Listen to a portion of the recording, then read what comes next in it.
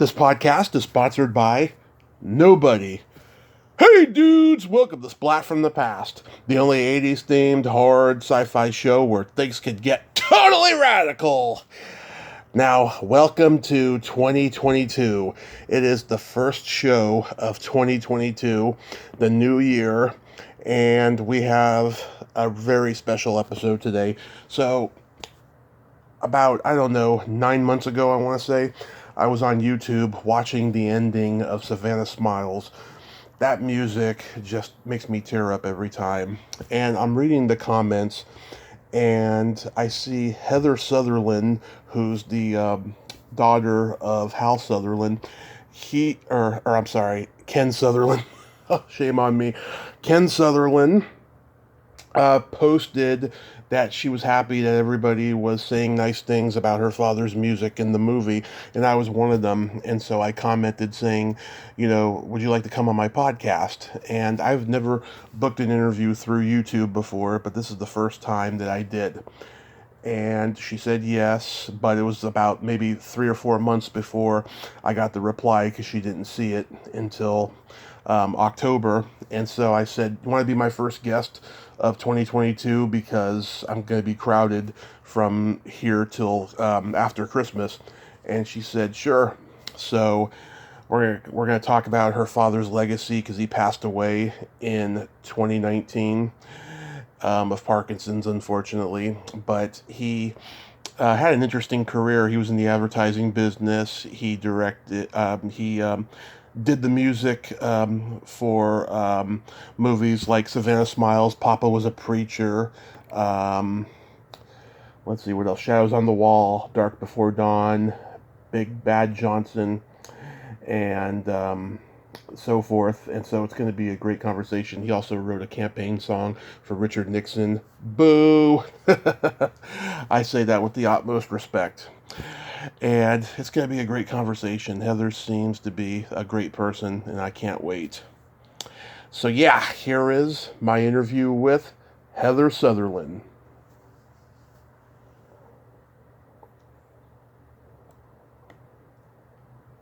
Hey Heather, welcome to the show. How are you today? I'm good. How are you? I am just spectacular. How was your holiday season?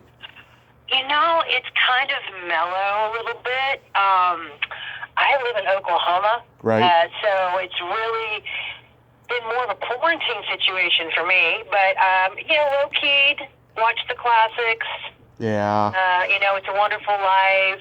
Had some cocoa. My son is 22, so I can't really hold his hand and sit with him anymore, but I kind of made him.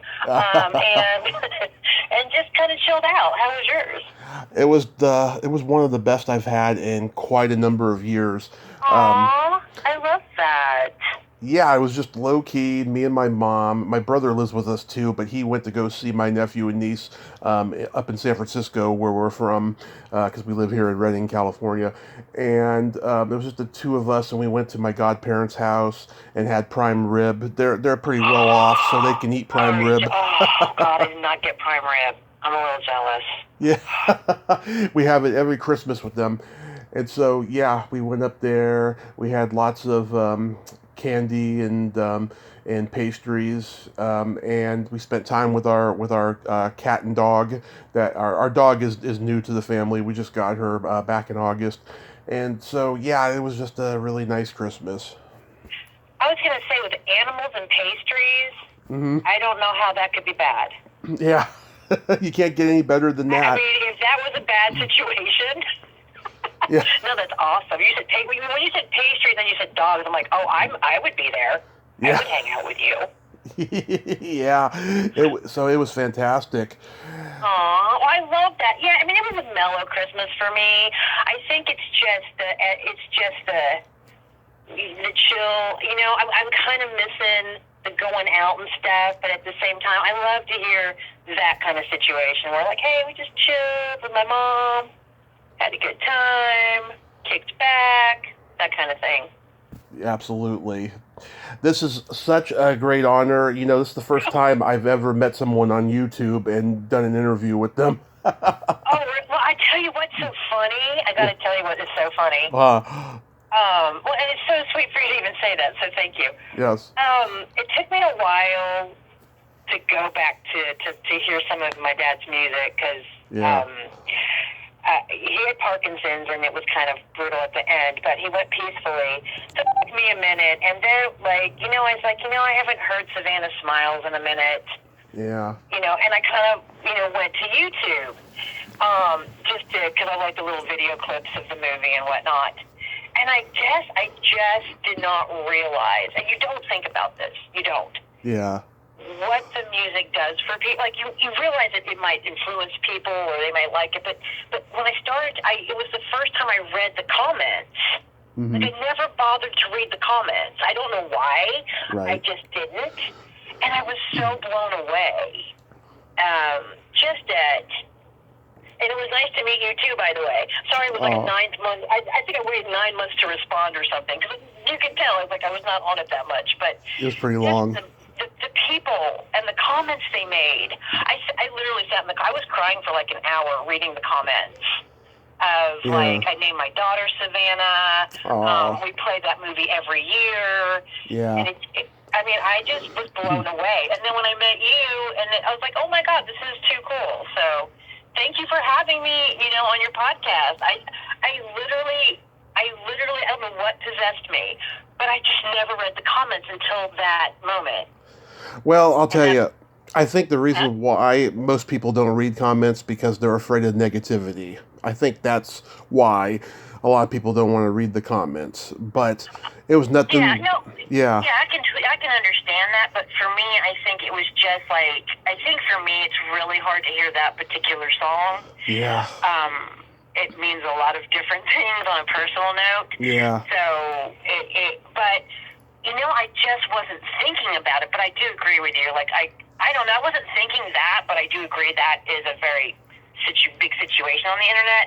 Right. I just didn't know anybody would comment on it. You know what I mean? It's my dad. It's my dad's music from a long time ago. Like, he wrote that. That came out in 84. 82. So it's just, but other people are on the internet, not just Gen Z and Gen Y. So I just forget. Anyway.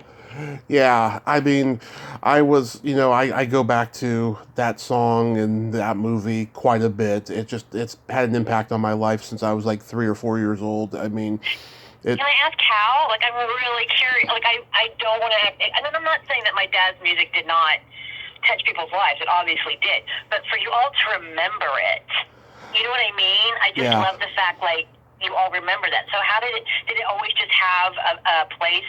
Like, did you have fond memories, or? Oh yeah, so we had this Kovac tape that had Animal House and Savannah Smiles on it. And my dad and I used to watch Animal House when my mom wasn't home, and then I'd watch Savannah Smiles, and I just love, I don't. It's one of those movies I think that's touched by God in that it's so good. Oh my God, that is like so. Okay, that's so sweet. It's so good, and everything is great. The actors, the acting, the human situations, and your father's music, I think, is the backbone of that movie. Oh, do you know how much? I'm going to tell you right now, that is probably the greatest compliment he could have ever received from anyone. Absolutely. By the way, that would have touched him very much to hear that. Yes, and I'll tell you, I did not know he passed until that night when I was on YouTube, and I looked him up. I was thinking about reaching out to him, to do an interview and stuff, and I was so glad when I saw that he has a daughter, Heather Sutherland, and I reached out to you, and I hope she sees this, and the night that I got the notification that you did, it was the happiest night of 2021 for me. Seriously. That is, oh my God, that just makes my heart warm. Like, I think that it touches you like that. Yeah. You know what I mean? Yeah. Did you go back and watch the movie? And yes, as a matter of fact, I watched it last night, and I had all these different cups of coffee in me, and my mind was just, it was just a jangle of emotions.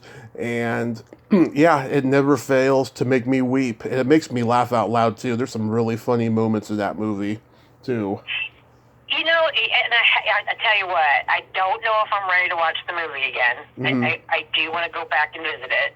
I don't know if I'm ready. Yeah. But I think the great thing about that movie Right. is it was universal to everyone. I think everybody on some level could relate to those characters in that story. Right. And I love, God, you're just so eloquent in how you said that. And I love that it gives you that connection that you need even as you're an adult. And I think that's the one thing about my dad. And I don't want to cry. I promise if I do not cry during this, dang it. Well, let's get. It's bittersweet to do this, yeah, because he passed away in 2019. Right. And he fought he had Parkinson's and he fought to the bloody end. Yeah. He's a fighter. He was a fighter, and music was his passion. Yeah. And as you always say, the passions pick you. Right.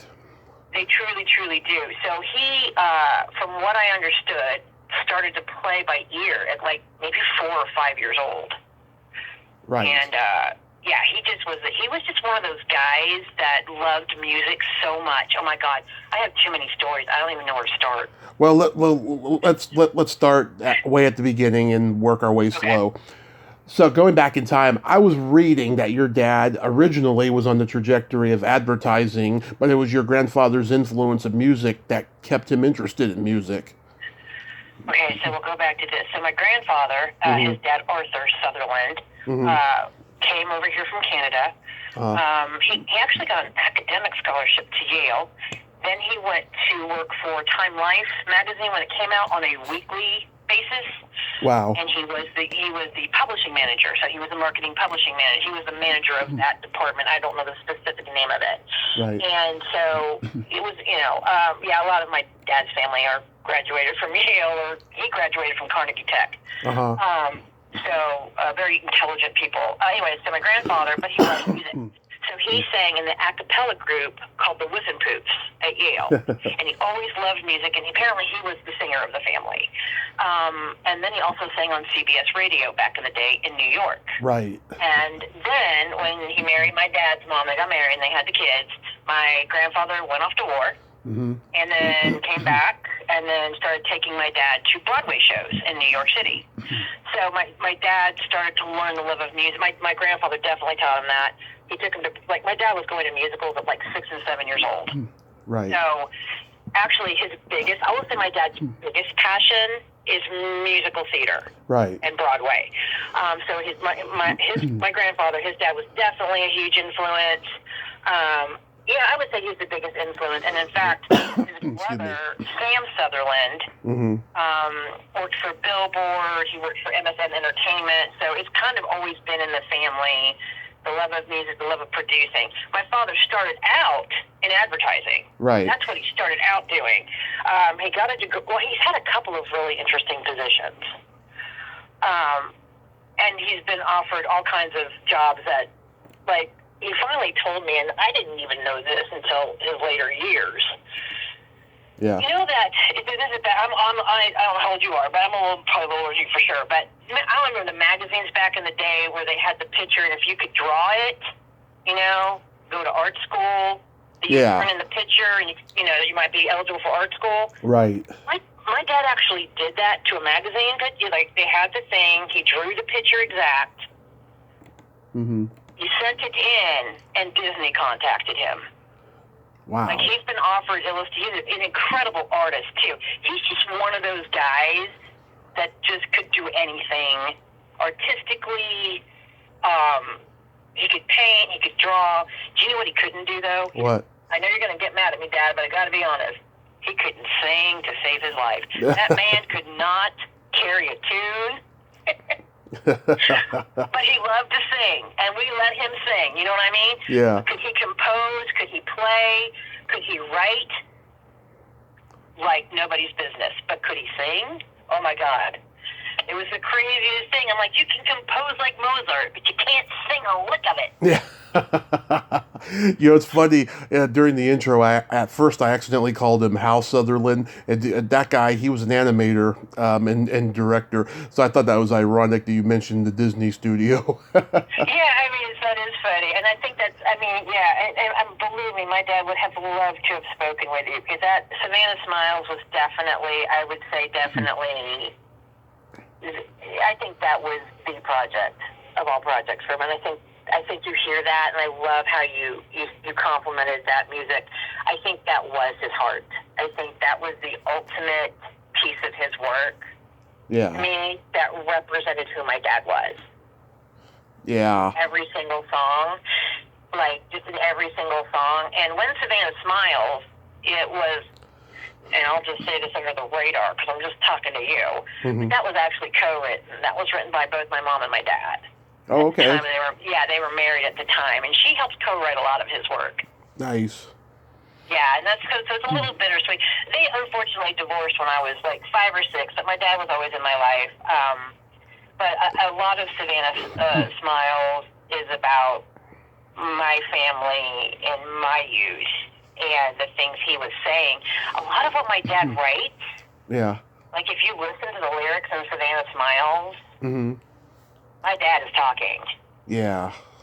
And that's the thing about songwriters. They're so truthful through their music. I don't even think at times he realized how truthful he was being.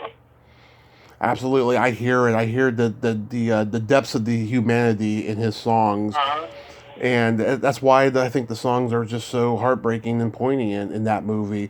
It's just he's exposing his soul. He really is, and in fact, and here's another. He did the advertising, and I could talk to you forever, and I'm not going to try to, but I could. He got into advertising, and then he did a couple other jobs too. He worked for NASA for a year, doing design work.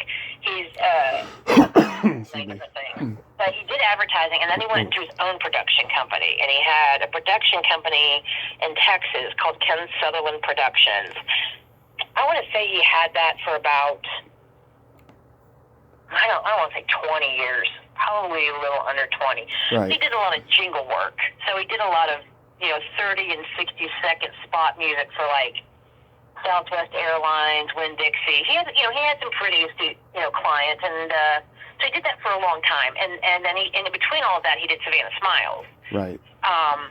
Because he met Mark Miller, the guy that plays the head crook. Yes, director. He's still alive, by the way. Yeah, he met him on the plane. He was great. They were so great. Everybody in that movie was great. He met him on the plane. He met Mark Miller on the plane. Right. And I guess they just started talking back and forth, and my dad is the hustler that he is. He just started, hey, I got some music I could put to this, and my dad's a visual guy. Right. So he's so visual, he just could see things so far ahead of everybody else. And I think Mark was like, okay, buddy, I just met you. I don't really know who you are. But back then it was the 70s. It was more lax. You changed numbers. You know what I mean? It was a lot different. Right. And then, Mark Miller's word, he got back with my dad on it, and they came up with a soundtrack, and I love to hear your stories, and the comments, and I have heard from other people about how much they love the music. Yeah, it's great music. And I talked to Donovan Scott, who played Bootsy in the movie. Oh, awesome. Now, let me tell you this. So he's got like 15 classic movies on his resume, and we talked about every single one of them. But he seemed, I don't know what it was, his energy seemed a little less enthusiastic when I brought up Savannah Smiles for some reason. He said he did have he did have a good experience making it. He said him and Mark Miller became buddies while they were filming. They did rehearsal before filming started, so they started bonding that way. He thought the director Pierre Demoro was a little soft, and that he should have been a little bit more aggressive. He felt, but he was a nice guy, and he thought that Bridget Anderson was just a wonderful little girl, and it's so sad that she passed. But he just, every time I see her face, like I said, like it took me about, like after my dad passed, I couldn't listen to that song for about a year. Yeah. Just couldn't do it. And that's really ironic, too, the way I just looked that up and everything and found your comments and everybody else's. And every time I see her face, it just crushes me because I know what went down with her. And I'm like, kind of bittersweet. And I kind of feel like that story on top of the music, on top of the storyline, it's like, okay, it's beautiful and tragic. It's like, oh, that's life. Okay. Right. And I think that's why it's relatable. But I love that you love it so much. Like, my dad, I swear, would be so crying right now to know that people love it so much, and it comforts them. Yeah. He would love to have known how much it comforts people. And in fact, he was so funny because he would still have people request the album, for him to sign, because people still like this. I'm like, Dad, it's good music. Like, you're a good. Like, he could not take compliments. Yeah, I'm that same way. I get it. You know what I mean? Like, he's like, why do people keep buying this album? Like, because it's good? Because it doesn't suck? Like, take a compliment. Yeah. He just scratches his head like, I keep getting these requests. And I'm like, oh my God, Dad, I don't know what to tell you.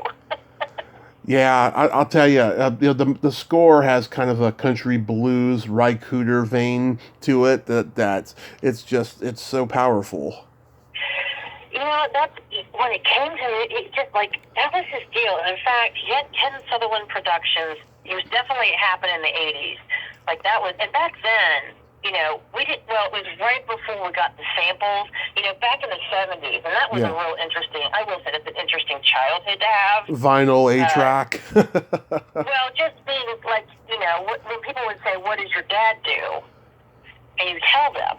Yeah. They're like, but what does he do? And I was like, no, he writes music for a living. And they're like, oh.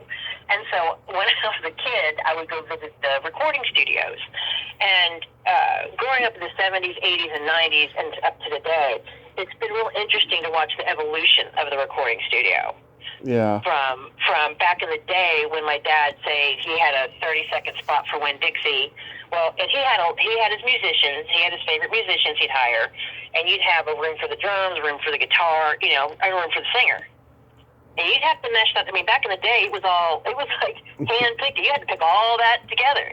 And then in the 80s and the 90s, when the soundboard started happening, he started to kind of weed out because he's like, they're just, he wanted original sounds every time. Yeah. And now that these samples were coming in, he's like, what's the point? There's samples now. So his kind of advertising kind of died out. Yeah. Because, you know what I mean? Because now the technology, and he's like, now, and he was getting to that point too. He was happy with the success of Savannah Smiles. He'd done his advertising. He was ready to go to California and get into the movie score business. Yeah. Was he friends with the guys who sing the songs in the movies? Oh, yeah. Like Red Steagall, he's still alive. Yeah, actually, he was at my dad's wedding. Yeah, wow. He was a very close friend of Dad's. Unfortunately, the guy that sang Love Will Never Be the Savannah Smiles, I think his name's Brian Champion. Yes, Brian Champion. I think he passed away from cancer, or last time I heard he had cancer. Oh. But yeah, he was friends with, my dad, when he recorded with people, like, that was the thing about my dad. Like, you come in your family, like, are you hungry? And then if you messed up, time is money. So he was a little militant, like, he's a little harsh. He wasn't abusive ever, but he was like, we're on a schedule. Right. You know what I mean? And time is money. And he did have, and like with Savannah Smiles, it's just time is money. Right. But, he was a loving guy, and he created a family atmosphere, and he loved the people that worked for him, and they loved him back. He's friends with some of his assistants till the day he passed. Oh, wow. And, yeah, several people came in, as because in his final days he was in the nursing home, but people he's known, 30, 40 years, Yeah. He's always tried to be kind and show kindness. He is an ally of everyone. He believes everyone should be an individual. He really gave me and I don't want to get into politics, but he really gave me he really gave me a lot of support. And you are a woman, you need to stand up for yourself. Right. You need to be heard. So it was really nice to have that from him. So he truly believes in equality and engulfing people with love. So that's why, when you say the song, that means so much to you, and it resonates with so many. There's no no greater compliment to him than that. Yeah, I mean, I just when I hear that song, "Love Will Never Be the Same Again," when that's a hard one for me to hear. yeah, That's a hard one. when I hear it Yeah. and I see that visual of little Alvy finally catching up with the pickup truck with the other kids, it reminds me of myself. Like every time I accomplish something in life, it takes me back to all the times I was being bullied as a kid, and I feel like I'm finally winning. And I get really emotional thinking about that. Oh my gosh, that makes my heart so. Oh my gosh, I'm so happy that you feel better, but I'm mad that you got bullied. I'm mad about that. I hate bullying. My son, I have a son who has autism, so it's like I understand the bullying thing, and it's just like I'm so glad that you can relate to it on that level. And I remember that scene, and I haven't even seen it, but you can see that visual so clearly. It does. And then he peers that music in. You know, and it just sears your heart. It does. It makes me really emotional. So like, were you a kid when the movie came out? Actually, okay. So he wrote the music in this. Yeah, we're going to just reveal my age. I have no issue with it. So it was 1984. So I was 14.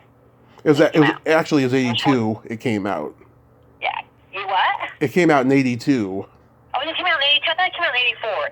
See, this is where I'm at right now. Did it come out in 82? It did, yeah. Okay, so I was 12. I'm sorry, I take that back. I was 12. I thought I was 14. Okay, I was 12. Yeah, because I went to one of the premieres. We were in Texas, and I dressed up, and my hair was really big. Yeah. Okay. Yeah, I was 12.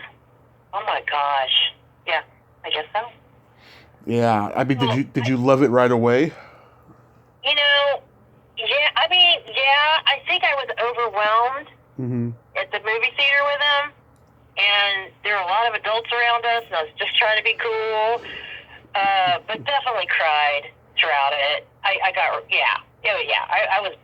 was pretty much a wreck. Did it come out in 82? It did. Why am I hell-bent on 84? I don't know. Probably because anyway. It was on HBO every day in 1984. Was it? Is that what it was? That's what it was. Yeah, I mean, it was pretty weird. I was pretty proud of him, though. I knew it was a real proud moment for him to see music by Ken Sutherland. I think that was a real, like a win, like how you say, I won, I got there, like Alvy did. So I think for him, it was a real proud moment that all of that came to fruition. And I'm glad that he shared that with me. I have two other daughters. Yeah. He has Meg and Mandy. I think Meg was there. Mandy was too little. But I think I think I was really overwhelmed more than anything because he's having this big moment. Right. And I just wanted it to go perfect for him. You know what I mean? Right. But, it was pretty cool. I mean, it's kind of weird having a super talented dad. I don't know how to. It's kind of weird because people are just like, your dad writes music. I'm like, I know. It's awesome. Like, thank you. So it's sweet. But none of his kids play music. I think we just kind of got away from. We all got kind of nervous. Like, okay, you're the master. Like, what are we even trying for? Yeah, in 2010, me and my friend were trying to figure out ways to find a vehicle to get into show business, and we came up with this idea for a show that was kind of like Mystery Science Theater 3000, where there's a movie playing, and like there's all these pop-up subtitles that make fun of what's going on screen. And we did that for like months and months, and I suggested, let's do Savannah Smiles, right? And he had never seen it. And we did it. We had a blast. I said to him, don't make fun of the music because it's really beautiful. And he agreed with me. It was very beautiful, he thought. Oh, but I just don't know why I didn't look at the comments. And then I started reading them, and you responded, and I was literally so blown away. Like, people make traditions around the song. Yeah. And I was like, you are literally making this a part of your life. Wow. And when my dad did advertising, he used to send off his business envelopes, whatever, but he had a stamp. And it said music is my life. And I swear, that's just who he was. Like, it was music. It was always about the music. It was never about anything else. And You know, I have to credit him because he really gave me a true love for music and not just one genre. He'd always introduce me. Like, his vinyl collection was sick. Yeah. Like, to be envied. To be envied. Yeah. Like, no teenager, like, equivalent of a rock star. I mean, he had every vinyl from Ray Charles to Queen, the Isley Brothers. Yeah. Well, Queen's probably my favorite band because of that man. Same here, yeah. You know, he really said that, but he was the biggest fan of composition. He said, you know, a song could be catchy, but well composed, because he's a composer. But he loved all music, and like with that soundtrack, you know, you got the country twang. Right. Like in Savannah Smiles, my favorite part of that's the banjo. Will always be banjo part. So he's very meticulous when he does compose. And he's very meticulous about it. It's very interesting to watch him compose, and it was. He didn't like to be watched long. Like, I'm creating, go away. And I get that, because I'm a graphic designer by trade. So, like, get off my shoulder. Yeah. But at the same time with music, you know, I could also tell he had to be in a state. Right. And, you know, speak from his heart, and to be that brutally honest, you know. Right. I don't think growing up, as an adult now I can't, but growing up I don't think I understood the strength and conviction he needed to compose. If you go on YouTube and watch the scene with the puppy and the ice cream, everyone's commenting, God, I hope that dog didn't die, because dogs aren't supposed to eat chocolate.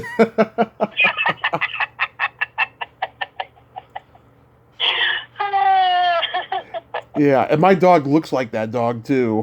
Oh, I just love how much you have a connection. Like, the last thing I had on my, or not even the first thing I had on my 2022 bingo card was doing, you know, an interview about my dad. I mean, I'm loving it, but I never imagined anybody. I mean, I love that you want to know stuff, but you just don't realize what resonates with people. But because of how universal that movie is, you know, I can actually see how it resonates with so many people.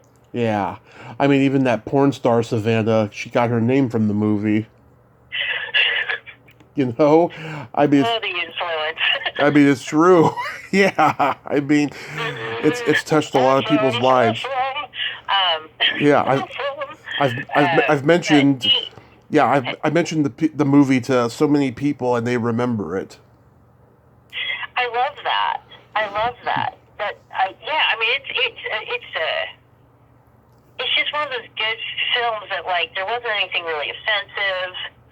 You know, it wasn't violent. It was just a really good family movie. Yeah. And I think and of course, my favorite scene of all of the scenes, which I'm sure, if you're a Savannah Smiles fan, I would think this is one of your favorite scenes. Which one? Is at the end, when Bootsy says, "Do you think it'll matter?" That she knows where it won't make any difference. And he goes, it won't matter that we were the bad guys, and he goes, it doesn't matter. Yeah. It doesn't matter. Love it. It just doesn't matter. And I'm like, I didn't say it right, but I'm just saying, it doesn't matter. At the end of the day, it doesn't matter. And it's so, I mean, I'm going to cry. I mean, I'm going to cry. I was curious, Heather, how did your dad come to write a campaign song for Nixon? We're going to bring up Nixon, are we? I'm just curious, because I'm like, of all the presidents he could have wrote a campaign song for. You know what? Sometimes when you're trying to get out there in the world, there's another thing that, should I tell you this part? I'm going to go ahead and, are we uncensored? We're uncensored. Okay. I mean, this is uncensored. Uncensored.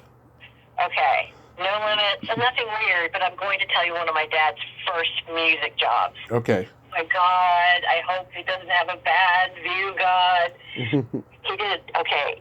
I'm going to tell you some family secret, okay? Okay. Just go ahead. Okay. His life is short.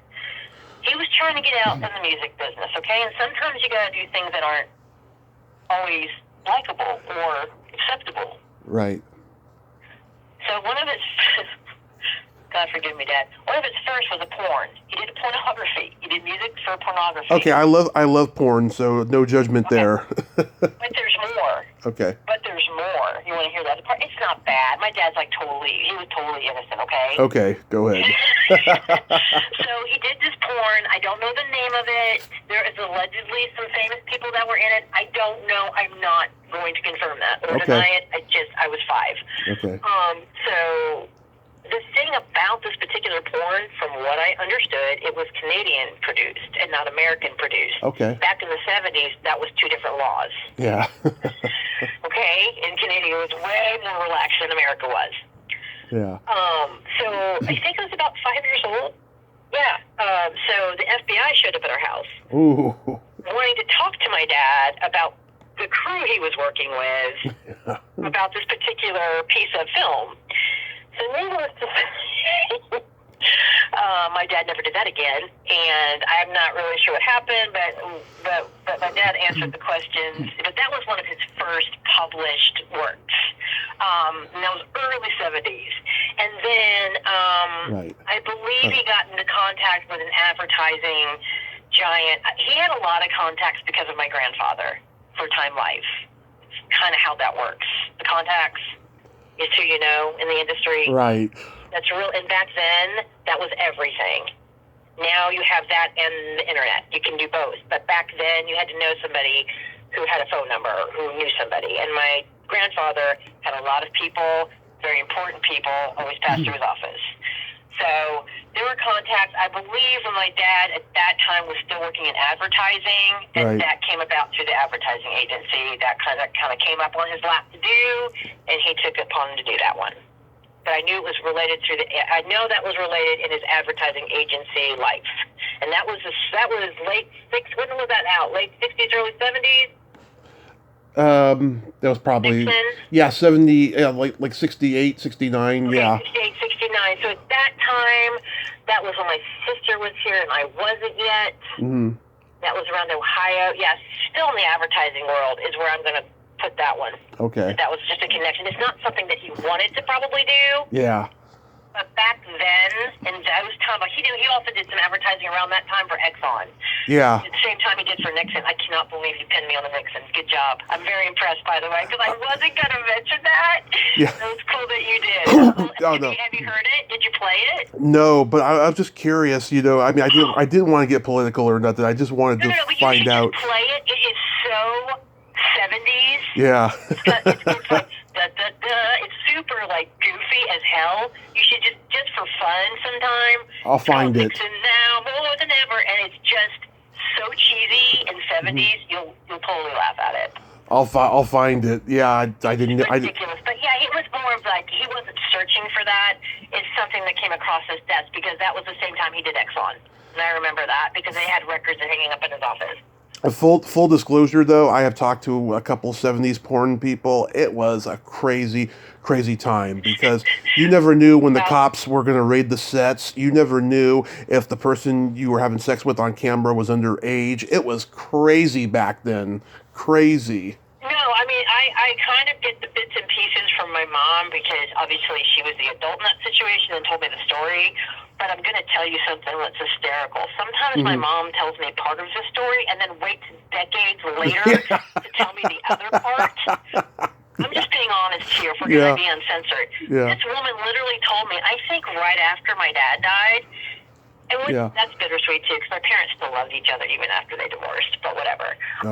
Like they still love each other. I know they do. But she said, oh, by the way, remember that? She goes, remember when the FBI showed up at our house to look for your dad? And I was like, yeah. She goes, yeah, they followed us for a couple months after. I'm like, what? She goes, yeah, I saw them a couple times. I'm like, you're telling me now? Like, but, yeah, it was crazy back then. But I do know distinctively that Canadian and American produced were very, very different, apparently. Yeah, I talked to an actor last week who was in a movie that turns out your dad did music for, and I didn't even see that when I was looking up this actor's career. It was a movie called That's funny. It was called Papa Was a Preacher. Yep, he did that movie. Yep. Yeah. He did that. It didn't do like fanfare big. Yeah. But I remember he did that one. I think Melora Hardin was in that one. Melora Hardin, Dean Stockwell, and oh God, what's his name? He's a legendary character actor. I can't think of. I can't think offhand, but it had a good I cast. can't. Yeah, but and I got it's so funny to this day, and I know Melora Hardin would never remember me. I know she and Dad were very kind. She was very kind to Dad, but I did get to ride in the limo with her, so I was like, oh my God, it was Jan from The Office. Like, oh my God. But she was Yeah. very sweet. She was very, very. Melora Hardin's a very sweet lady. She was very kind. I really liked her. But yeah, he did. Papa was a preacher. And he was, that's the other thing that he dreamed about doing was movie scores. That was his other dream. Yeah, it seems like he was, doing, scores for like his friends' movies because it seemed like when he got to Hollywood, he had to compete with guys like Jerry Goldsmith and Alan Silvestri and Ira Newborn and all these great composers that were out there. Yeah, and that's, well, a lot happened, like, and the timing. Yeah. When he got out there, and I'm just being truth, people can be really incredibly talented. Yeah. And you can think, wow, everything's going great for them. You know what I mean? But they're people too, and things happen to them, just like you and me. Like, they're regular people. And he moved out to L.A. to do what you just said, to compete with those guys. And it was right around the Rodney King situation. Oh, yeah. Right? So he moves out there, like, after all that craziness happened. And my sister and I were like, we want to support you. We love you. We've always wanted to support him, whatever he wanted to do. But that happened. I'm like, are you sure you want to go out there? Like, and like he had moved out there like right after all that happened, and like the first week he was there, his truck was stolen. Like all kinds of crazy stuff happened. But he did try to make a go of it out there. But eventually he's like, I'm just gonna come back. This is just not gonna be where I'm meant to be. And he took that. I don't think as a failure. Mm-hmm. I think he wanted to come back to Texas. I think he did want to be closer to his kids. Yeah. And then his big dream was working on his Broadway musical. Oh, yeah, which I wanted to ask about because I thought that was pretty cool. He got to go to Broadway. Well, what he did is it's called Lippy. I hope I say that right. L-I-P-P-I. Yeah. And it's just, I can't remember the whole storyline. He's going to get some out of me. That's okay. It's okay. It's in Leonardo da Vinci times. It's a musical. Right. It's a Renaissance master. Renaissance master in the vision. I mean, it's a gorgeous conceptual idea from him. What you do when you want to present or get a Broadway play produced, you present it at, I believe it's called York Theater, and I know he got it up to that point, and at that point, I don't know what happened, but that's where you're looking to get financing, producing, get a team, get people to pay attention. So I think after that, I think he was working on financing, but then unfortunately, I do feel like the Parkinson's slowly took over, and he could not function at the level he needed to. But he never, I'm not joking you, that man was on his deathbed. And God love you, Dad. And we were talking about Lippy, and he just almost perked up the minute we started talking about that Broadway play. Yeah. How many years? That was his ultimate dream, is to have a Broadway play. Yeah, how many years did that run? Well, it hasn't run. Oh. It hasn't run on Broadway. That's his dream. You have to go to I believe it's called York Theater, and believe me, if any of the theater croonies are out there, can correct me, but you have to put it through a production to present it to like people that will finance it, okay, or that will pick it up, and or in that realm. I don't know how Broadway completely works, but that's what I heard, and it never got quite picked up. So he was looking for someone to help him finance it, because putting on a show like that is it's like a Cirque du Soleil. It's ridiculously expensive. So he was in the middle of that kind of situation. So his wife, I believe, is still trying to push it to happen. I don't know where that's at. I just know that was his last wish. Oh. And he also painted and installed murals, too? He did a lot of murals in Texas, in restaurants. I can email. I'll email you the video. He and I and a team of artists did a almost 800-foot mural in Fort Worth in 2003. Yeah, we hand grid and drew a 800-foot mural length to beautify the city of Fort Worth. And he drew the entire thing. I mean, he created the entire mural. And then, we did that. And then like I said, he can paint and draw and do anything like that. So he did lots of murals, some commission work. I mean, there's just nothing he couldn't do artistically. It was annoying. I was kidding. It was great. It was cool. I was happy for him. I wish Parkinson's hadn't taken him. It sucks, but he went peacefully. But yeah, I mean, his ultimate dream is to have the Broadway musical produced and on Broadway. I mean, the Lippy. That's what he wants more than anything. How long did it take before he passed from the diagnosis to the death? He got diagnosed when he was he got diagnosed in 2008. Okay. And then just the steadily, progression of it. Yeah, because it was 13. Yeah, 13. No. What was that? Yeah, I was 38. Oh. 2008. Yeah. So, but the last couple of years, it took a real tailspin. It went really, he went downhill really, really fast. But he was a fighter. He didn't want anybody to feel sorry for him. Yeah. And he played up until he couldn't, and he just kept going until he couldn't. Both my parents are that way. They just are fighters. Same here. Yeah. So, but I love that you love the music, and I love that you went back and watched it again. That really makes my heart happy. I do it at least a couple times a year, and do you really? That is so. Oh my gosh, that's so. I do. So I bought a rare VHS tape of it last February, and I had just gotten a new VCR the year before, and it broke, and the tape was not damaged. So I was really upset. We're trying to get me a new VCR now. They're so rare. They're so rare nowadays. But I did get it on DVD. Thank God. Yeah. I'm so glad that you're a fan. That makes my heart so happy, and it made my heart so happy to hear the comments. Of course. It just to know that it resonates the way it does with people, and it kind of helps. He kind of had a way of breaking your heart open and then putting it back together. Yeah. He kind of had a way of doing that in real life too. Yeah. And he had a. Oh my God, my dad had a sense of humor. My dad's sense of humor was epic. It was like Wedding Crashers epic. Like, he pulled stunts. He laughed and stuff. He liked to play practical jokes on people. He'd like to fart and make me walk into it. Yeah. He would fart and tell me to go pick up a book or something, and I walk like that made his life. Like, you're a weird old man. He was a smart ass, but he was always thinking. He was always curious up until the day he died. And I think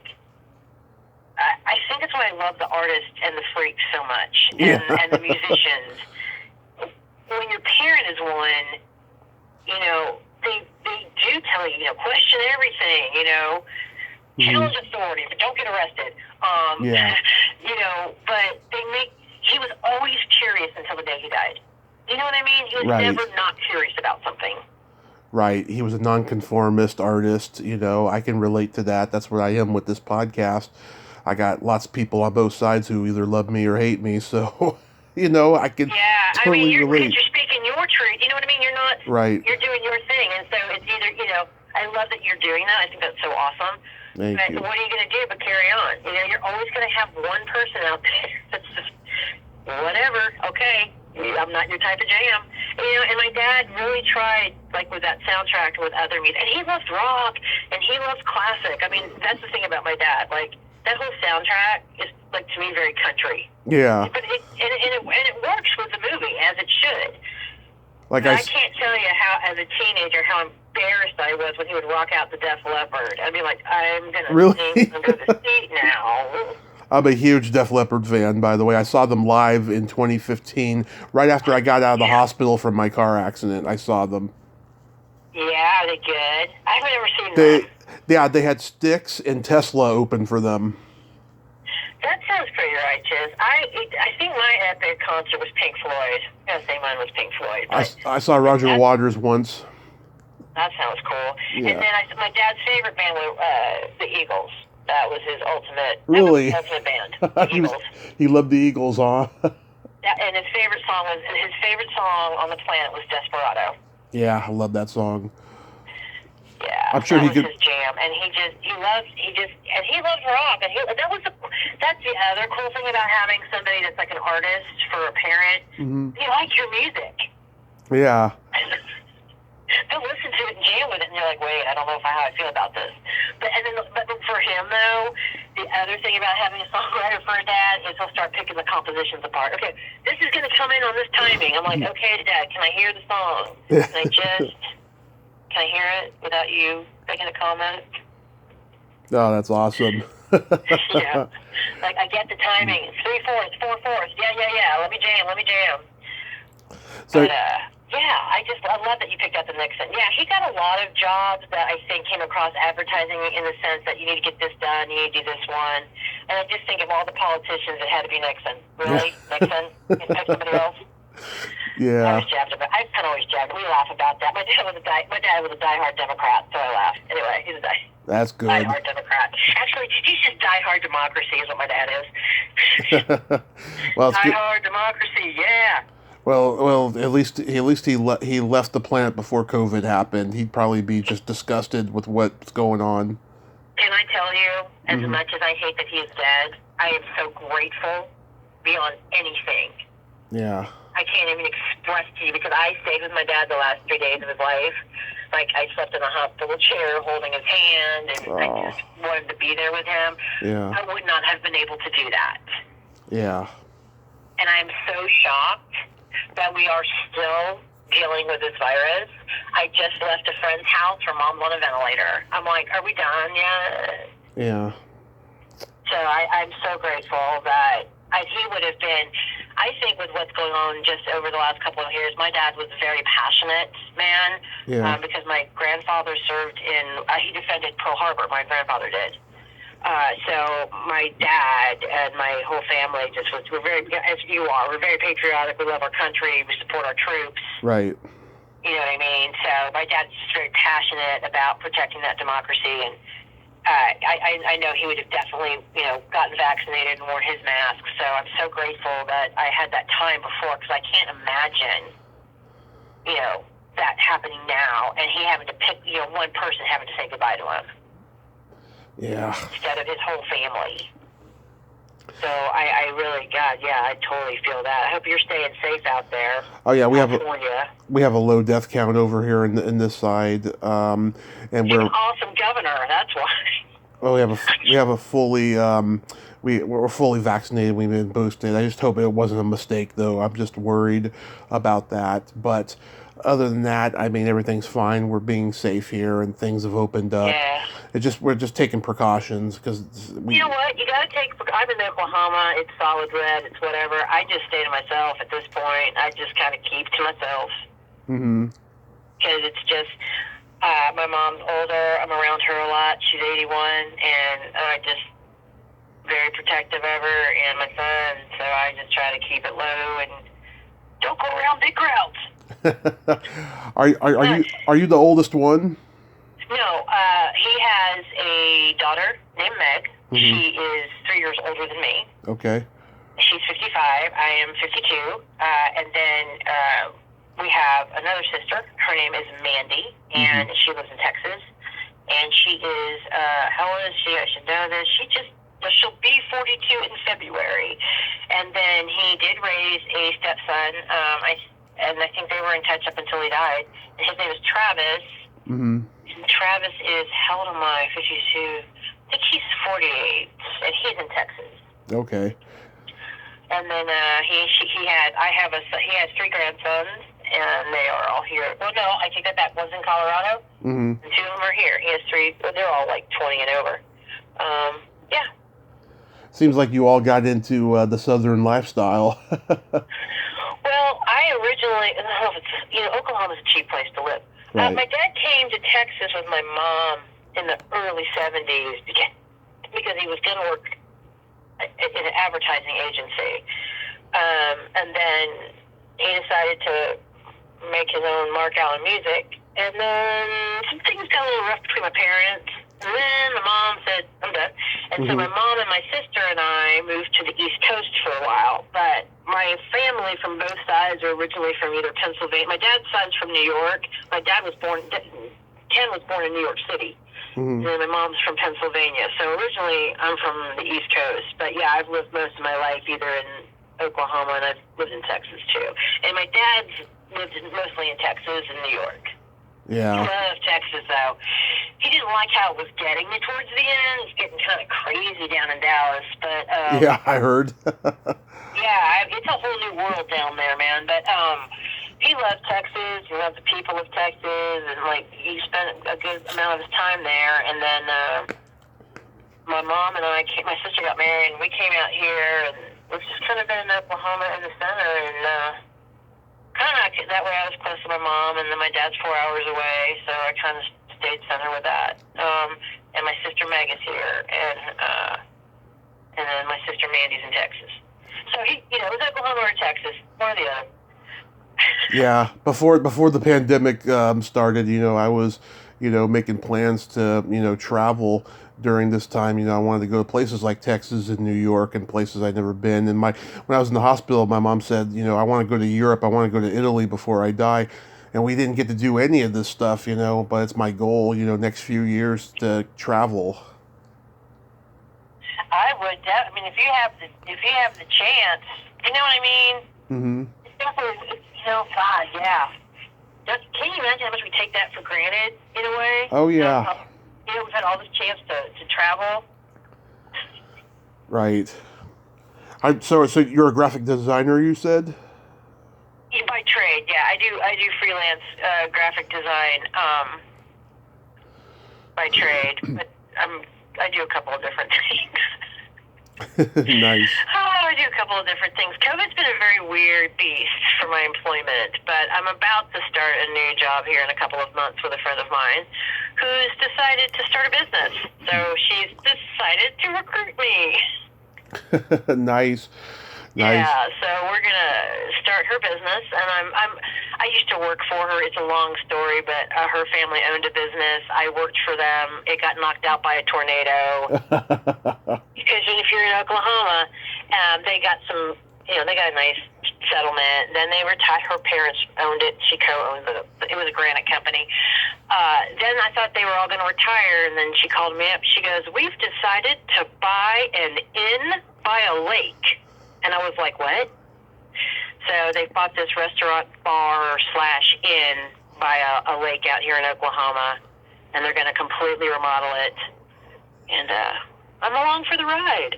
I'm going to be the general manager and the graphic designer and everything else they want. And then I do graphic design, like freelance, if I come across people and clients that need help. And what else do I do?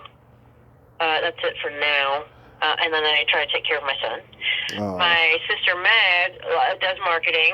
She's in the advertising world. Mm-hmm. I think she's still working in Spark Collective, which is one of her companies, and I know she's doing a lot for Greenwood. Greenwood Avenue here in Tulsa, the race riots and stuff. I know she's doing a lot of like nonprofit work for them in campaigning and advertising. So we all kind of got a little bit of the campaigning, marketing, design, something from our dad, like some kind of. But our little sister Mandy is a paralegal, so she's rogue. She went the legal way. She does legal work. Yeah, that's great. Yeah, I can relate to the tornado thing. Well, I did stand-up comedy in the Bay Area for 10 years as an open micer, and I had my first paid gig in January of 2017, just before I moved up here, and I couldn't go to it because I was on the train. It was right in the middle of a thunderstorm. A tree collapsed and fell on top of the train that was behind us, and so because of that, we couldn't go any further. Oh my God! Yeah, it was crazy. I mean, I was only getting like a lousy $30 or something, but still, it was my first paid gig, and I never got to do it. It's a first paid gig. It gives you know what I mean? Yeah. And it's something you love to do. Yeah, it was. It was disheartening. It was a heartbreaker. I laugh about it, but I've been taking a break the last 4 years from comedy, and I'm just focused on, doing the podcast. It's taken on a life of its own. When I first started, there'd be sometimes a month or two before I had another guest, but now I've had no problem, in the last couple of years, especially when the pandemic hit. I'll tell you. I mean, I think that's great. I mean, I hate that it's a pandemic, but I think it's great that you can turn that into something. Right. And then you can have that audience. Like, I love that there's an actual audience for this. I love that. It makes me realize that people appreciate good things. It does. And they, you know what I mean? Like, and then it, I know technology's awesome, but like movies like what Savannah Smiles is, and like the back in the day, and the simple things. Yeah. It's like, and just like you wanting to do that first time, stand-up comedy. It's the love of what you do. Right. It's the simple things that are the most important, don't you find? I do, I mean, I'm loving this. I didn't know that I was a good interviewer. Had I known, I probably would have, wrote for the school paper or something, or went to journalism school or something, but I'm glad I'm self-taught in it, because I think it's brought out a real gift in me that's pure and not, taught from a school. I love, no. I mean, and you can always get your degree. It's never too late for that. No. You can always go back. Yeah. But I love it, but for your hands-on experience, I mean, you can't really compare with that. You know what I mean? I mean, as much as you've done, because I did check you out, buddy. I had to make sure, like, okay, who is this guy? What's this podcast about? I'm like, oh, wow, this is what a cool niche. Sorry. Like, you know what I mean? Like, I didn't even think about the people that you like, that's such a cool idea. Yeah, I've reached out to all these people, who were long forgotten, and I've helped a lot of people get self-esteem again without even trying. It's like I'm a public psychiatrist, and I'm not trying to be. I'm just being me. You're being real and you're being pure, and these people interest you, and these things interest you, and that they might interest other people. So yeah. When you're asking them to be a part of that, you're acknowledging them, and I think just the acknowledgement itself is everything. It does, yeah. I mean, God, there's people that people forgot about. They're like, oh my God, I remember that person, and they listen to it and they're like, oh, I loved it. You two really had a good camaraderie there. Yeah, I've become friends with a lot of my guests. I've gone out to LA and met them, before the pandemic, and had dinner with them and other things. Cool. Yeah, so it's been nothing but a gift to me. I mean, now that I'm approaching middle age, I'm going to be 39 in June. It's just, I'm thinking about mortality, because I've lost a lot of family members the last 6 years or so.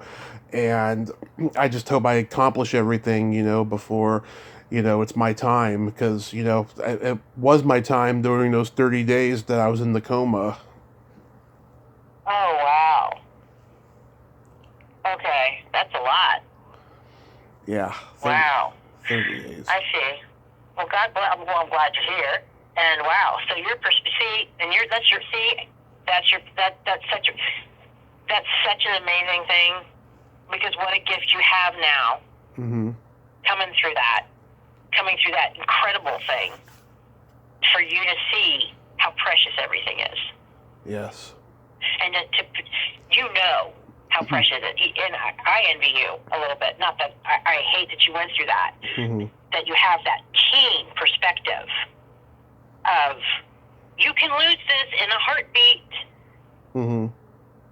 I want to do as much as I can of this life. Yeah. I love that.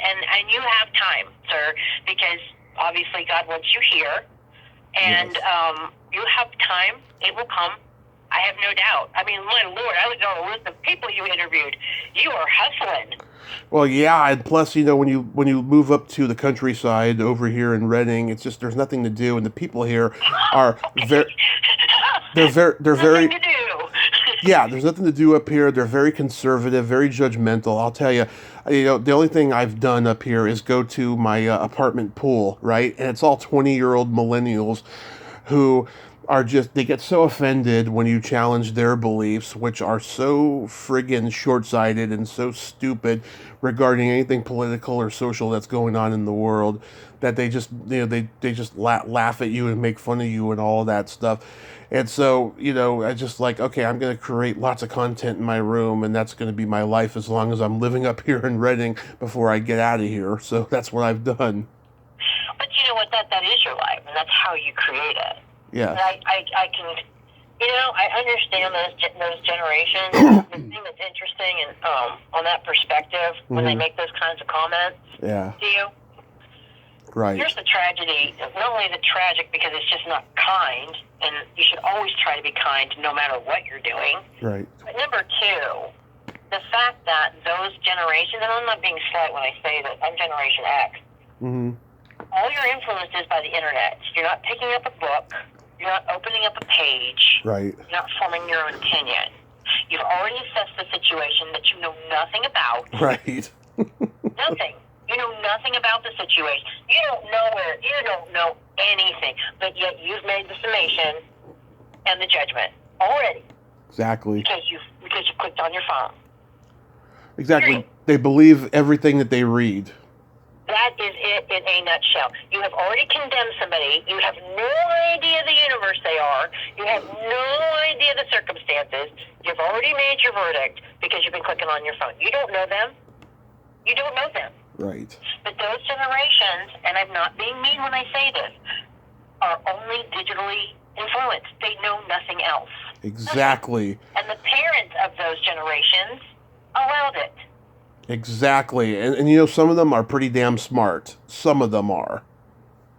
Oh, they're brilliant. And my son literally looks at me sometimes. He's like, Mom, look, I'm not saying you're old. I'm like, well, it's okay, buddy. I'm 52. Go ahead, knock me down. It's good. He goes, but you really didn't have cell phones growing up? No, sir. It's called a rotary phone. Yeah. It was on the wall. Yeah. Okay? And it was monitored by your grandmother. That's what I had. Yeah. So I had to make use of my brain and go somewhere and think for myself. And that is what that if you think about it, and God bless you that you made this world so amazing. Your world is a reflection of you. So you're already amazing to me. And I don't know who these generation people are, these millennials, whatever, but they're not paying attention to themselves. They're just mirroring off every else's opinion. You know what I mean? Right. So are you leaving California and going somewhere else, or are you staying there? I feel like I'm a California guy for life, but I'd rather go, somewhere. I don't want to go back to the Bay Area now. It's just too crazy over there. It's too expensive. Maybe, we're looking in places like Modesto or Chico or Sacramento or something like that. I would love to go to LA, but it's nuts over there too, and it's expensive. But yeah, we'll see what happens. Right now, we're just taking it day by day. You know what? I think that's well done. That's how you do it. What else can you do right now? Yeah, that's it. That's it. No, you're a doll. Thank you for calling me. You're so sweet. Oh, thank you so much, Heather. Yes. Oh, before we should do my secret silly game. This is a lot of fun. Okay. This is a series of silly slumber party questions. No win or lose, just pure fun. And how it works is I ask you the question, you answer it, and then you ask me the exact same question, I answer it. And feel free to comment on answers. Okay. Okay, Heather, are you ticklish? Yes. Are you ticklish? Oh, I'm so ticklish. I've been known to hit people in the groin, without warning. I don't know, enough. It's around my, I'm ticklish around my knees. Do not touch my knees. Yeah. People squeeze your, I can't stand that. Yeah, over there, the soles of my feet, around my belly button, places like that. You got several places. Okay. Yeah. What's your favorite part of the body? It could be anything. What is my favorite part of the body?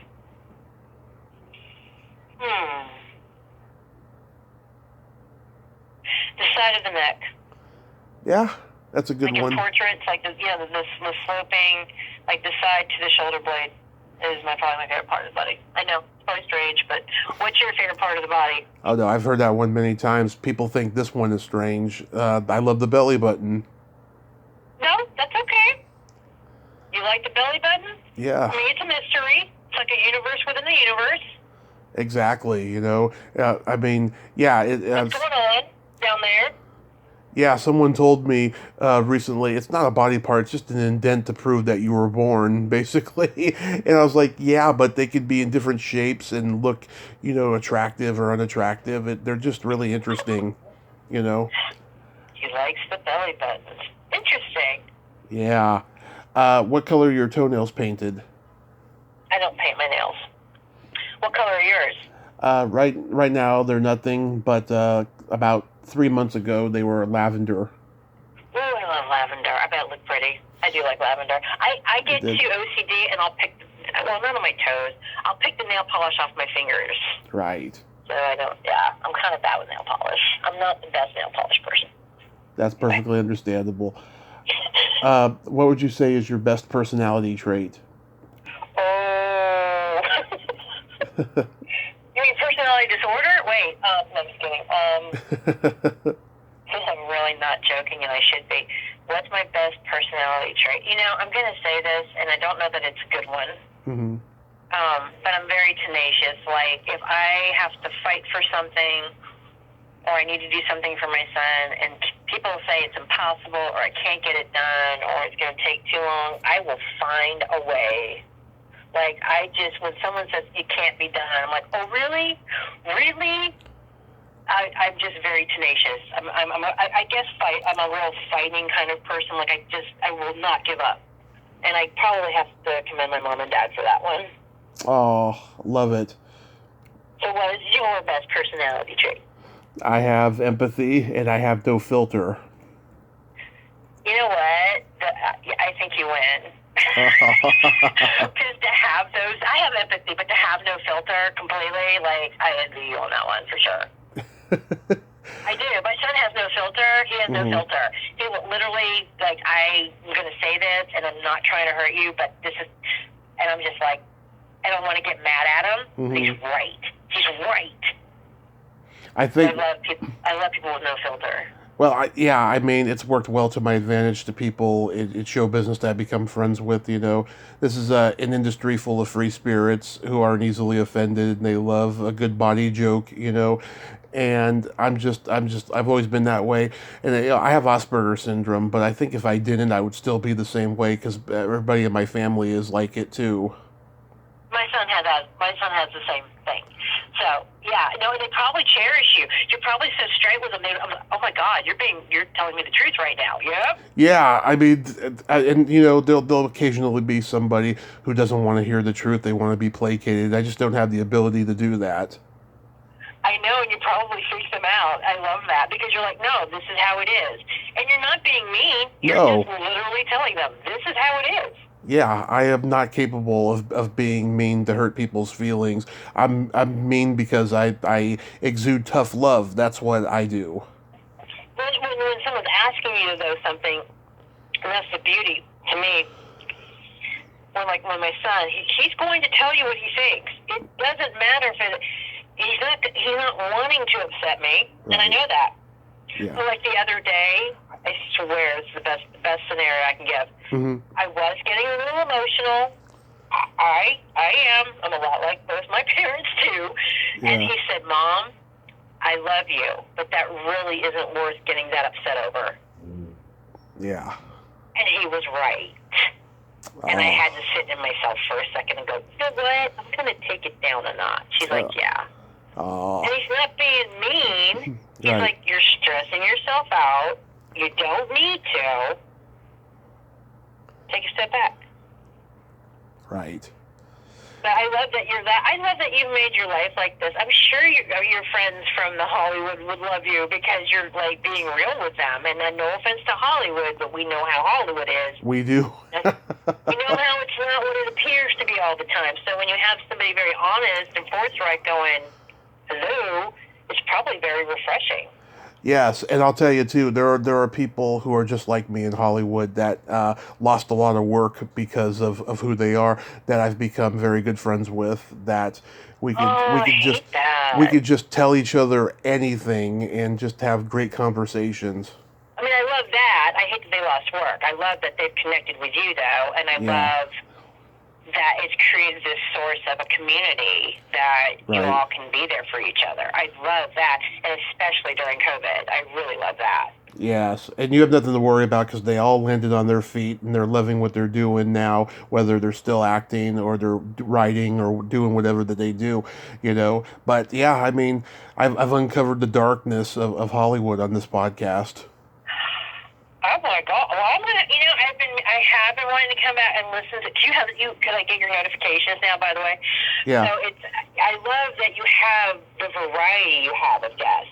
Yeah, because I started out. It's not just one set type of guest you have. Oh, it started out that way. It was 80s horror and sci-fi, which I still do a lot of at the same time because I love 80s horror and sci-fi, but I like to diversify it, you know, and talk to everybody and every type of people. And like I said, it's taken on a life of its own. So, yeah, I'm very versatile in what I do. Well, I love that. And I mean, that makes me, I love to see somebody empower themselves and go, you know what, I'm not happy with everything that's going around me, but I can definitely make my world better, and then bring people into my world and try to help them and make them feel better, and have that ripple effect. So I love that positivity. That's the kind of positivity that's what I live for. That's it right there. And then my favorite question. Oh, sorry. Okay, that's okay. Off track. Yes, go ahead. No, it's okay. It happens a lot. Is there a stinky smell that just makes you gag? Yes. Can I cuss? Yeah, go ahead. Dog shit. I cannot handle dog shit, especially large dog shit. Yeah. I can handle a lot of nasty smells, and I can. But there's something about large, and it's got to, I'm getting fresh, large dog shit. No. Okay, what's your worst smell? Either farts or feet. Really? Yeah. I had pretty bad athlete's foot the last month I was in the hospital. I was very grumpy and they didn't come and change my socks. And so I had really bad athlete's foot for 6 months and then finally did something about it and I haven't had it since. But that was really, really awful. And I bet that's also a trigger. Yeah, we have sensitive noses in my family. We're half Italian. Everything stinks to us. Okay, because that's a trigger. No, I don't. Yeah, you know what? I'll have to say, really smelly, nasty feet. Yeah. Now, what do you do when you fart? Do you just run away from it? I mean, what do you? I can actually tolerate my farts to an extent, right? But then sometimes. But you can't handle anybody else. Yeah. Oh God, I've been around some bad ones. You know, but I have been around some that, seriously, is something dead? Did you eat something alive and then it died inside of you? I'll tell you this. Oh my God, I can't believe we did this. Me and my friend, we went to a horror convention and the after party was terrible, right? They had this band there that just wasn't great. A lot of people were getting up and going to get drinks or whatever and just not enjoying themselves. So we had some stink bombs on us, and so we decided to liven the party up a little bit by letting off stink bombs. Oh my God, you should. That's pretty funny. Yeah, you should have saw. Oh my God, I remember the lead singer of the band was like, "What the fuck is that?" Yeah, anything, but yeah, I would say definitely dog shit. Yeah, I can't. And people just come I can't. I'm gonna touch it. I can't do it. And I love dogs. I freaking love dogs. I freaking love dogs, more than people. But I can't handle that smell. And I can handle a lot of nasty smells. Yeah. I'm saying. I'm just saying. We're sensitive in my family. It's really crazy. You're Italian, so that's all you had to tell me. I was Italian. I'm jealous I'm not Italian. I've always, my friend's Sicilian. I get a little nervous around her. Don't do anything mean to me. Yeah, I love her. She's the best cook. Italians can cook. I don't care. Italians can cook. Yes, they can. My mom is a great cook. I'm just going to say that right now. I am so pro-Italian when it comes to cooking. You guys, is your mom the Italian cook with the red sauce? I'm going to be jealous. Red sauce, yeah. We had meatball sandwiches last night. Yeah. My grandmother, you know what she used to do, and my mom hates peeling potatoes. She will not peel potatoes for mashed potatoes at Thanksgiving time. She'll just do it right out of the box, right? My grandmother used to peel potatoes and make French fries for me with lots of oil and grease, which is not good, but it was so damn good when I was a kid. She'd give me a whole basket full of them. You had an Italian grandmother, whatever. Yeah. There's no argument now. When you tell me you've had an Italian grandmother, I expect a basket of fries. And then I expect, like, Parmesan eggplant Parmesan after that. I expect a lot from your grandmother. Oh, yeah, she had lasagna, all of it, the whole 9 yards. I'm jealous. I love my grandmother, but she did not cook very well. What? So she didn't. God bless my grandmother was a nurse. She worked all the time. Anyway, but I would have loved an Italian grandmother. What was your nationality? Canadian, and what else? So my grandfather's dad is from Edinburgh, Yeah. Scotland. Yeah. So my dad was first American Scottish generation, and then I'm second. So it's mostly Celtic, Irish, a little German. Mm-hmm. You know, a little mutt mix. But my dad was very, very proud of his Scottish heritage. Had the kilt, you know, full, you know, anytime we see bagpipes, start crying like a baby. Yeah. Had bagpipes played at his wedding.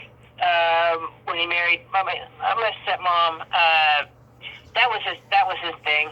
His Scottish heritage is what he was most proud of. But yeah, we're mutts. We're just mainly Celtic, Irish, German stuff. Yeah, my dad's Irish and Croatian. My mom's Italian, English, and Scottish. Now, see, that's spicy. That's a spicy mix right there. Yeah. You got Italian, Croatian, and Celtic. Oh my lord! My son is he's Scottish and Cherokee. That's an interesting mix too. But anything Italian, you got my attention.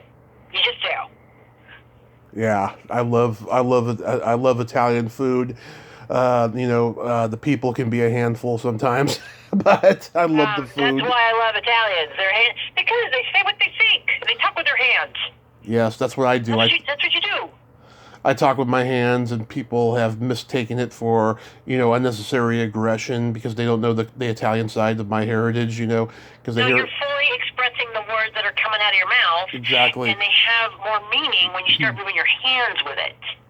Exactly. And they just don't get that because, again, fucking millennials. Fucking press them could you see, to me, like one of my fantasies, and I know I'm a weirdo, one of my gravest, biggest fantasies is for every cell phone to go down for like a month. Like, what in the hell would people do? Yeah, I wonder what they would do. Oh, God. And for literally like 30 days. And I'm just saying, I know it's a sci-fi movie. I know it could never happen. But literally, nobody had access to a cell phone for 30 days. I think it could happen, actually. Do you really? I don't think it could. Well, you have to remember, in 1986, some guy hacked into HBO's system, and there was no HBO for, 24 hours. The guy was called Captain Midnight. That was his, calling card. Well, I just kind of wonder how society would be for 30 days. And if they handle it. And I don't know. Well, think of society, how it's been since COVID without having, access to, certain things. I mean, it would probably be the same effect. Well, probably. But, the cell phone is just really, to me, watching it evolve from when I even came up and just seeing it now. Yeah. I know that sounds so ignorant. I just didn't know that we would be living off phones. It's okay, we all do it. We all are on our phone. But I just never, back in the 70s, you didn't want to be on the phone. Yeah. You didn't want to deal with it, and if the cops needed to find you, they would. And it was just a different vibe back then. I'm not saying it's bad now. I'm just saying, as an old courtesy here, I think the innocence, we go back to the movie. Right. The innocence we all grab onto. It's the hope. It's the goodness of things. There was payphones back then. Right? Oh my God, they have those in the museum. They have one of those in the museum in Oklahoma City. My son's like, what? I mean, that's a payphone. What is that? He's like, what? I was like, you call people on that. Yeah. He literally looked at me like, what do you do? And I'm like, oh my God, it's the Jetsons. Here we are. Like, okay. I gotta. Stick a quarter in it. You make you can't even stick a quarter in it anymore. Okay. There's a penny. I got a couple jokes for you really quickly. Okay. What do you call a boy that doesn't masturbate? I don't know. A liar. But I'm bummed. You know the difference between a golf ball and a G-spot? No. A man rather spend 20 minutes looking for a golf ball. Oh, okay, that's true. That clap. Yes, yes. I'm going to remember these. Go ahead. Yeah. I have one, but it's mean, and it was my dad's joke, but it was mean. Go ahead. You were drunk. You sure? Because he's not a mean person. I know lots of mean jokes. What's the good thing about I could say homeless. What's the good thing about dating a homeless girl? What? You can drop her off anywhere. Oh, I'm sorry. That's good. I never heard that one. I'm gonna burn. I'm sorry. I love all the homeless people, and I wish I could put them all in homes. God forgive me. Oh that was my dad's joke. It's not mine. I love it. I love it. Oh, what did he say? Oh, what's the state bird of Iraq? What? Duck. Oh, that's bad. That was my dad, okay? That was my dad and my dad's jokes. Yeah, we would have got along great, he and I. Oh, he was a hammer. Favorite movie, Blazing Saddles. Oh, yeah. Okay, that's where which is super offensive and would piss off everybody. But that's what I grew up with him. So he loved the slapstick and the corny and all of that. But I'm going to yap too much. You've been adorable, and I probably need to get off this phone now. Yeah. But thank you for talking to me. Yes, Heather. So are you on social media?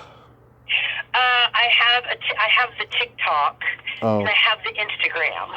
Okay, follow me on Instagram. It's Tommy Kovac 3, and it's a picture of me smiling. I looked really handsome in 2010. Back in 2008, I was the shit, but right now, yeah, I'm sure you're still handsome. Oh, thank you. I will on Insta, and if I can't figure that out, I'll hit you up on YouTube. Yes, and I'm so glad that we did this and that YouTube could connect us. You have yourself. I am too. I am so glad that you contacted me, and then that music makes you happy. That makes me happy, and I will take care of myself, and you take care of yourself, and you better stay safe up there. Yes, and you have a happy new year, and just take that son and hold on to him, and both of you have a wonderful, healthy life. You too, sweetheart. Hey, I'm gonna be in touch with you. You haven't gotten rid of me. Oh, I'm gonna send you my cell phone number. Okay, honey bun. You are an absolute doll, and I'm so grateful that you're doing a podcast like this and helping so many. Thank you. I think that's the most important work we can do here. Thank you. Have a great night over there. You too, sweetie. Bye. Bye-bye. Well, there you have it. Heather Sutherland. Ain't she a sweetheart? Oh my God, what a wonderful, great lady. So glad we could pay tribute to her father. And, Savannah Smiles and all that great stuff. It's amazing what YouTube can do. It can bring people together like this. There's a first time for everything, and the first time that I connected with someone on YouTube is just a wonderful, wonderful, fantastic experience. And I am just so looking forward to 2022 with all the cult movie people, rock musicians, comedians, and so forth are going to come on this show. It's going to be, last year and 2020 were the two most fantastic years, but this will be the best. This will be the topper, the gold year for Splat from the past. Well, until next time, this is Tommy Throwback Kovac saying, there's no shame in living in the past, because the present sucks. Later, dudes. Love will never be the same again.